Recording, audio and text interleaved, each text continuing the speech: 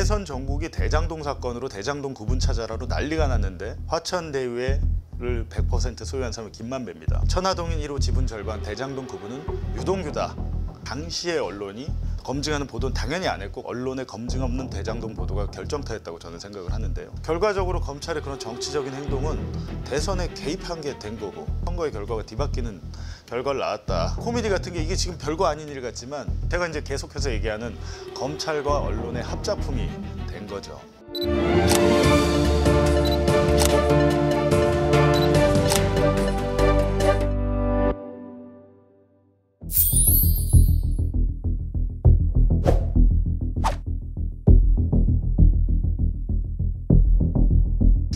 그 보도의 기사를 보면 내용의 출처가 없습니다. 검찰도 아니고 정치권도 아니고 아무런 출처가 없는 사실상 허위 보도였는데 동아일보 보도 이후에 거의 모든 언론이 대장동 구분을 찾아 나섰고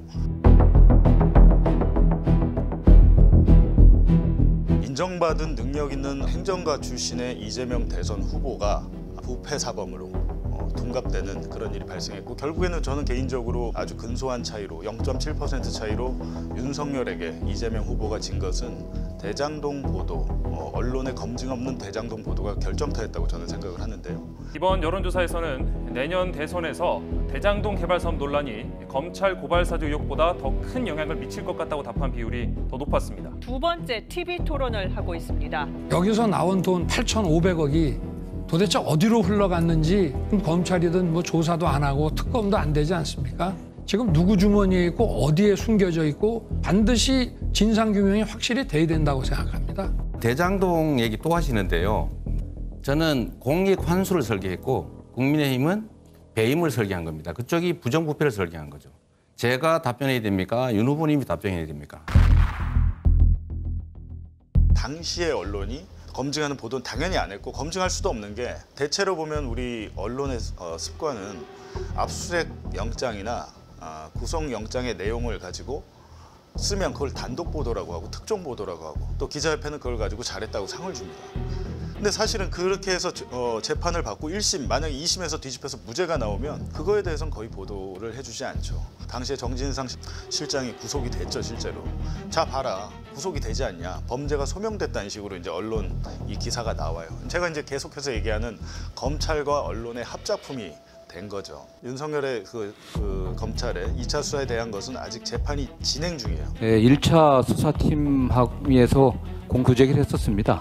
그리고 중간에 또 다시 공소장이 대폭 변경됐습니다. 그 과정에서 1차 수사팀에서 피해액으로, 배임액으로 인정했던 부분이 650억 플러스 알파였는데 그것이 별다른 근거 없이 4,800억으로 확 늘어나 버렸습니다.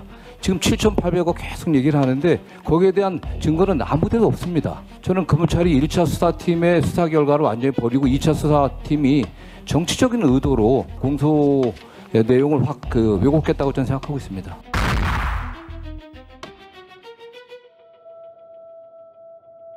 항소 포기로 날아간 7,400억 원이면 91만 성남 시민 전체에게 이재명 대통령이 그렇게 좋아하는 소비 쿠폰을 86만 원씩 지급할 수 있는 돈입니다.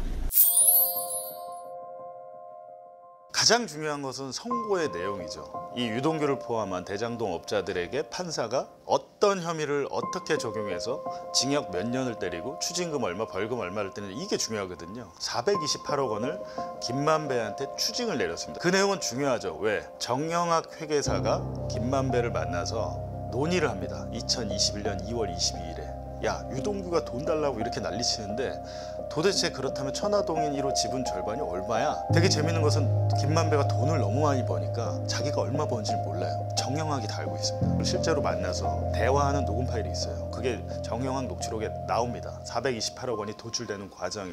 천화동인 1호 지분 절반 49%는 그때 이제 아파트 분양가는 빼고 토지 매각 대금으로만 봤을 때는 한 2,400억 원 정도 돼요. 그 중에 절반 1,200억 원이 돼야 되잖아요. 근데 거기서 여러 가지 비용들을 막 제하는 장면이 녹취록에 그대로 나와요. 정영학이 최종적으로 그렇다면 만배영 님이 유동규한테 줘야 될 돈은 428억 원입니다. 이렇게 정리가 되잖아요. 그러니까 이게 428억 원도 아니에요. 사실 저는 이제 항상 그 얘기를 전에도 이제 기사 쓰면서 했는데 천화동인 1호는 화천대유가 소유하고 있었고 화천대유를 100% 소유한 사람은 김만배입니다. 그러니까 천화동인 1호는 법률적으로는 김만배 것인데 검찰 기록이나 정영학 녹취록 등을 보면 천화동인 1호의 지분 절반이 유동규의 몫이라고 명확하게 나와 있습니다. 그리고 실제로 녹취록 안에서도 유동규도 자기 지분 주장을 하고 있어요. 근데 한편 또 남욱 변호사는 천화동인 1호 지분 절반이 24.5%예요. 만배영한테 뺏겼다.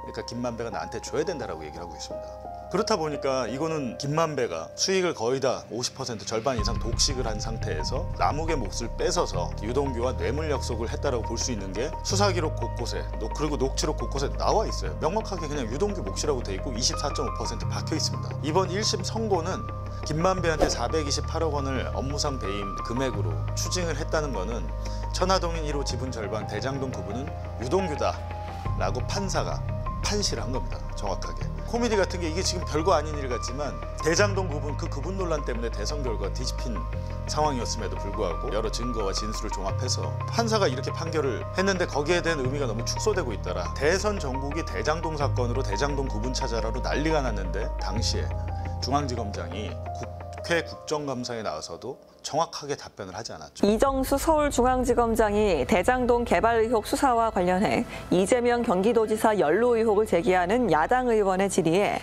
모든 게 수사 범주라고 말했습니다. 피고발인인 이 지사에 대한 수사 계획이나 일정 등을 말하기는 곤란하다고 덧붙였습니다. 국가가 어떤 이슈로 인해서 혼란에 빠져 있다면 거기에 대해서는 정확하게 얘기해 줄 필요가 있잖아요. 근데 저 이재명과 윤석열이 워낙 팽팽했기 때문에 누가 대통령이 될지 모르잖아요. 불안하잖아요. 그렇기 때문에 이거 어디에 편도 들지 말고 어중간하게 있어야겠다라는 생각을 했던 게 아닌가라는 좀 생각이 들고 결과적으로 검찰의 그런 정치적인 행동은 대선에 개입한 게 된 거고 선거의 결과가 뒤바뀌는 결과를 낳았다라고 저는 생각을 하는데요. 2차 수사 그러니까 이재명과 정진상에 대한 대장동 재판에서 대장동 구분 아니야 이재명이야 라고 할 수 없게 된 겁니다. 이제는 끝난 거예요. 그 논란은 완벽하게 이번 선거로 끝났다는 점. 재미있는 것은 특경가법상 배임 혐의는 전부 다 무죄가 났습니다.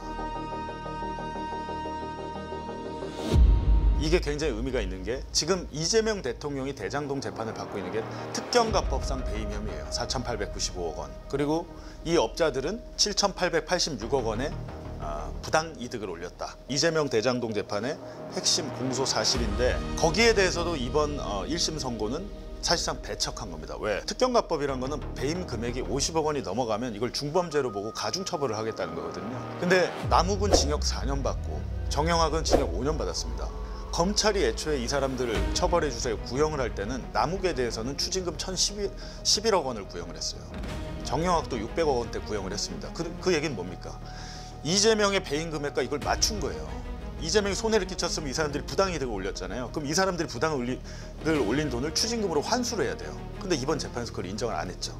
너희들이 유동규와 결탁해서 사업자로 선정된 과정에 부패가 있었고 비리가 있었어. 그거 잘못했어.